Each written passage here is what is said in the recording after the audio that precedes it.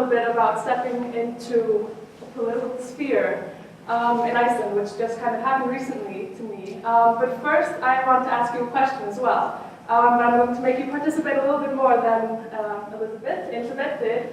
I'm going to ask you to stand up if you think that, or if you consider yourself to be politically engaged today. Okay, that's pretty good. I think that's about half. Very good. That's exciting. A lot of student party members.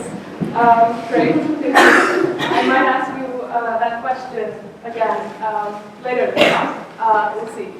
But first, a little bit of my background. So I started taking part in politics here at the University of Iceland, in student politics. And up until that point where I kind of started taking part in student politics, I hadn't really thought of myself as a political person. I didn't really think I had any interest in politics, actually. And I didn't really think that they had any effect on me.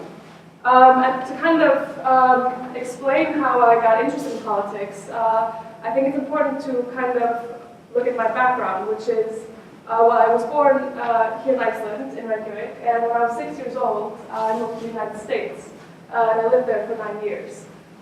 So when I was moving back to Iceland, when I was about 15 years old, I was kind of already comparing and thinking a lot about the differences between not just the culture in Iceland and the United States, but also about the differences in the systems, the education system, the healthcare system, for example, and how it kind of affected society.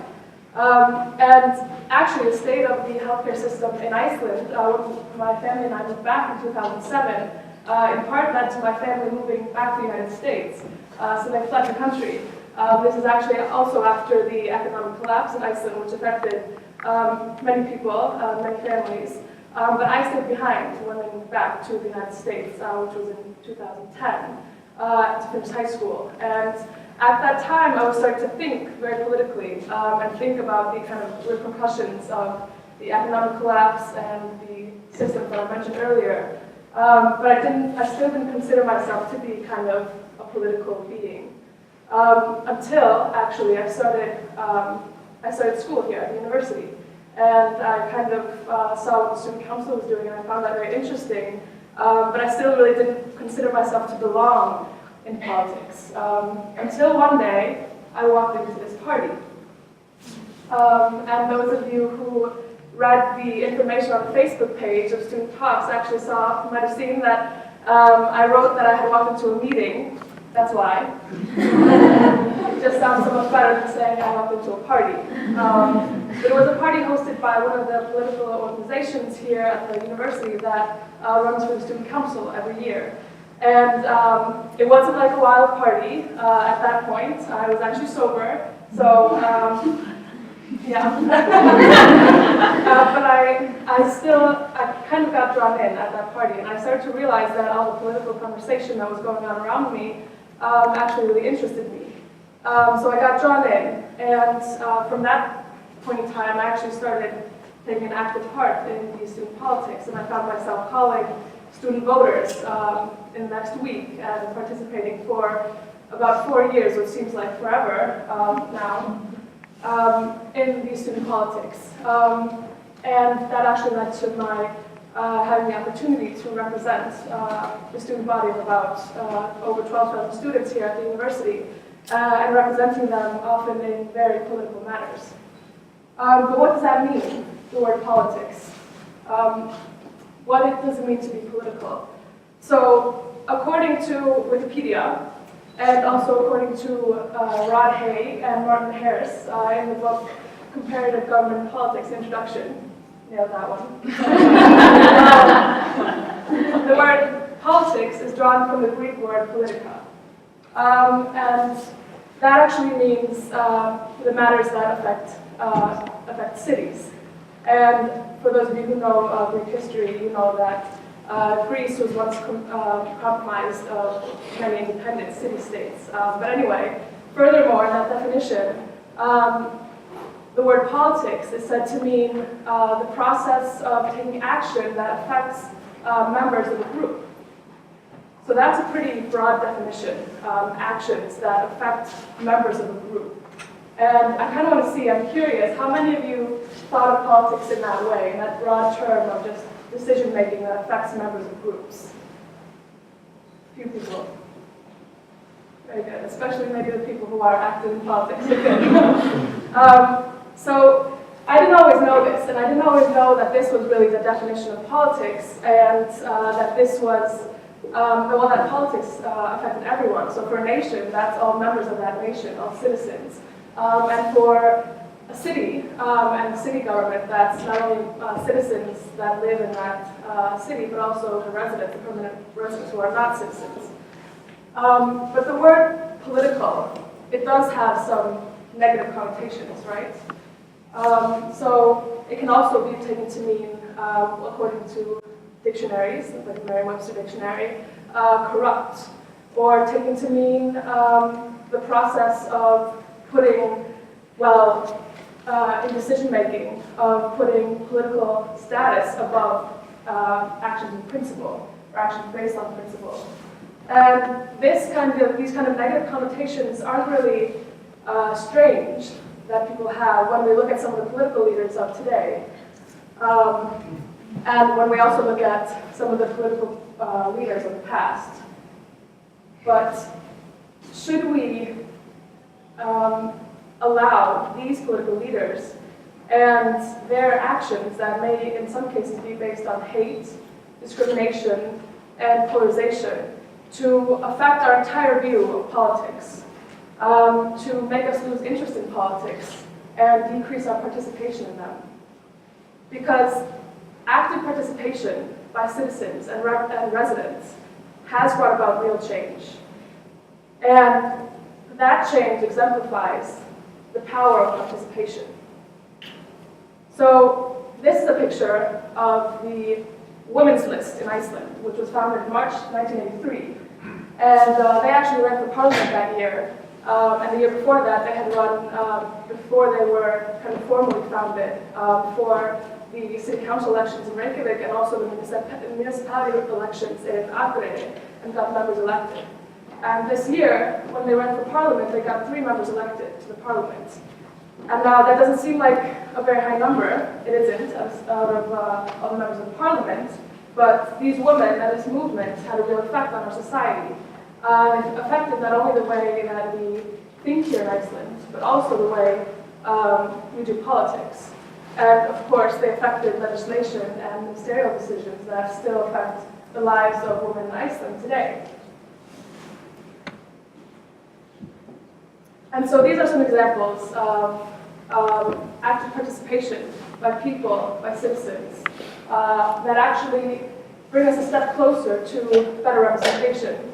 And as many of you know, when democracy was founded, a lot of these groups didn't even have the right to participate. They didn't have a vote. They didn't really have a say in politics.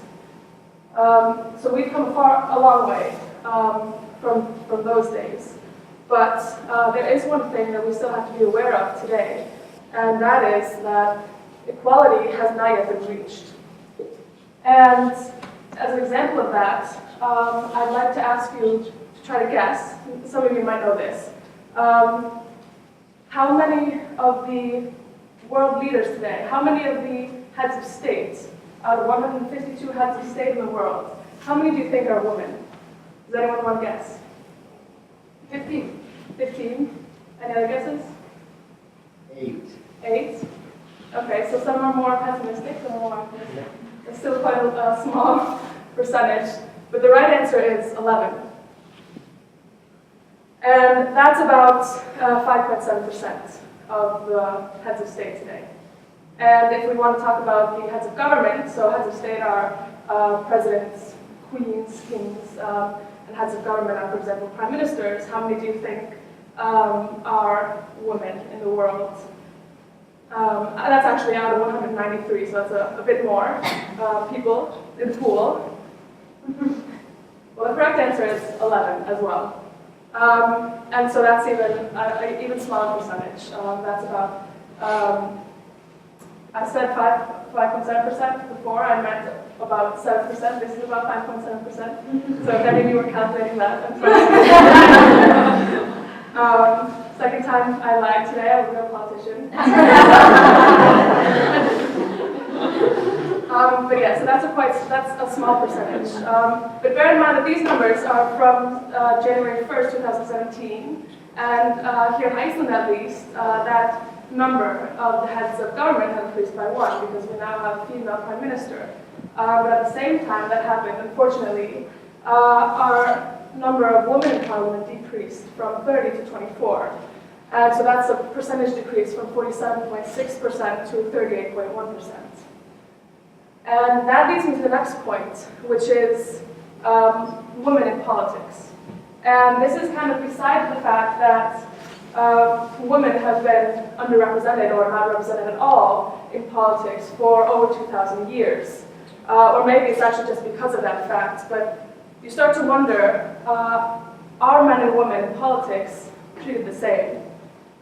And this is a picture of some well-known politicians in Iceland and one well-known CEO of a large aluminum company in Iceland.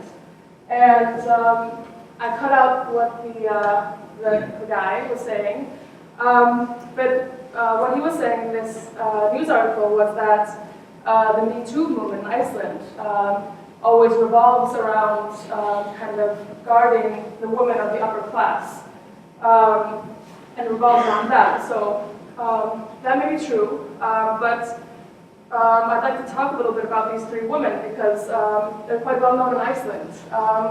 And only one of them still does what she did originally when she was harshly criticized, and that's Ragna, the one in the bottom left. She's the CEO of a large aluminum company in Iceland, and one of many CEOs, but she's the only female one. And she was in 2009 a victim of an acid attack.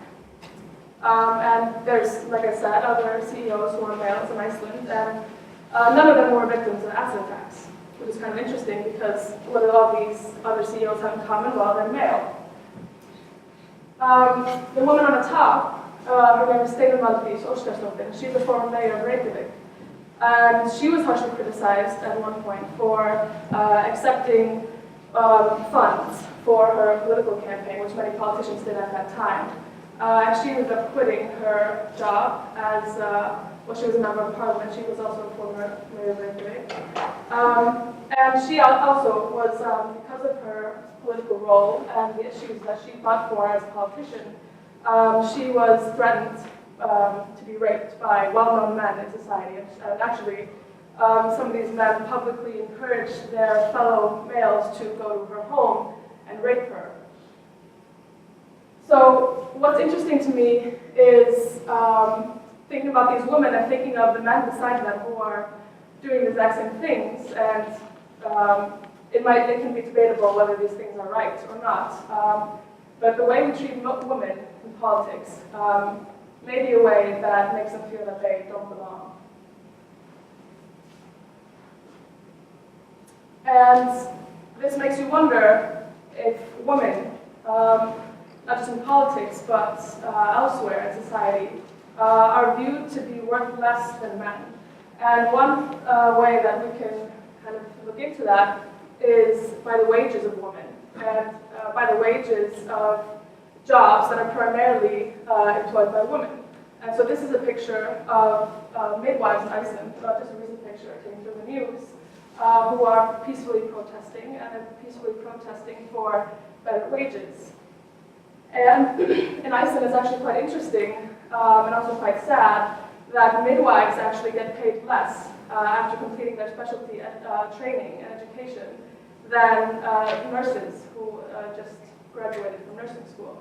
But nurses also, studies have shown, get paid about 20% less in Iceland than other employees of the public sector who have similar education and similar experience and similar responsibilities in their jobs.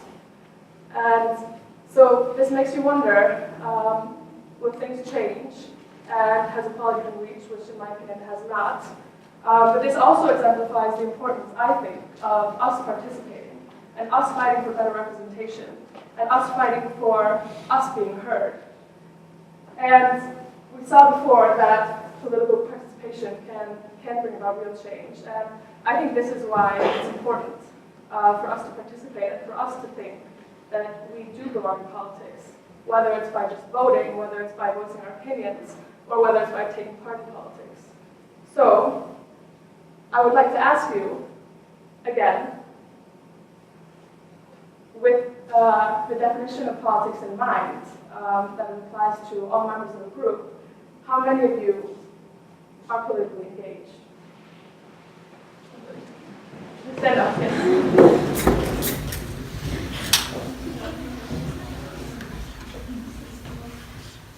Okay, so that's a bit more. This is actually my only way to get a standing ovation so you can clap.